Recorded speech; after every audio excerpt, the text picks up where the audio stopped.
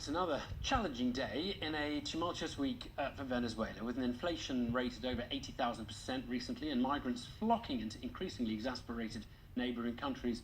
The socialist government has implemented a much criticised stabilisation plan, including a currency reform that knocks 5 zeros off prices denominated in the bolivar. Well, today, with the new currency announced, it was meant to be back to business in the country, but politics and economics have all but broken down. The opposition had called for a strike to protest against the government's handling of the affair, and the streets were reported to be quieter than usual. Gabriel Gatehouse has been looking at what's been happening to this nation in turmoil.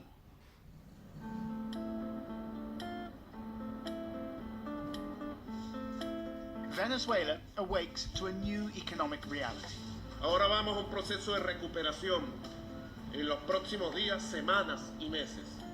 The shops that were open showed their prices in new sovereign bolivars. They replaced the hopefully titled strong bolivar by lopping off 5 zeros. En una fórmula revolucionaria, en una respuesta revolucionaria única en el mundo.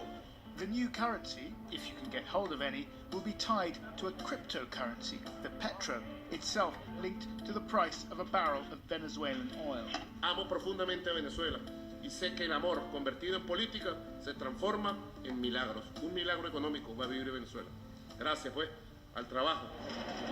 But despite a 3,000% increase in the minimum wage, the new reality so far looks much like the old.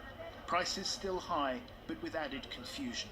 El día está flojo, la gente no entiende, sale corriendo, dicen que no entienden nada con esos precios y con el nuevo fondo monetario. Y bueno, y nosotros lo que tenemos la confusión de que... The cost of everyday items illustrates the scale of the problem. Until yesterday, a medium-sized chicken would set you back £1.72 or 14.6 million bolivares. A kilo of tomatoes, 5 million. A bag of rice, 2.5 million. And 2.6 million for a roll of toilet paper. Inflation rose to over 80,000% in July. It's unlikely these measures will be enough to halt that trend. I think it's kind of classic Maduro, really. It's a big idea, a big announcement, but it doesn't seem to have been thought through that thoroughly. The idea of linking the currency to a cryptocurrency, which itself hasn't really been fully explained, it doesn't seem like it's going to inspire trust in the currency itself. If the government keeps kind of printing money to pay off the debts of its public institutions, the inflation's just going to continue, and the zeros that they're knocking off the notes now will just come back again. Meanwhile, Venezuelans continue to flee. 2 million of them have left the country since 2014. And they've not always been welcome. They faced hostility in Brazil in recent days. Other Latin American nations have introduced restrictions in the hope of stemming the flow. So, what happened to the Bolivarian revolution of Hugo Chavez? In the early days, it was very successful. Chavez promised to redistribute the oil wealth to the poorest, who had been largely ignored, and also culturally ignored, and he embodied them to some extent.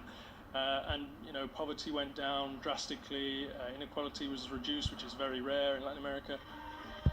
Nicolas Maduro, who took over when Hugo Chavez died, says Venezuela's woes are the result of an economic war waged by neoliberal imperialists.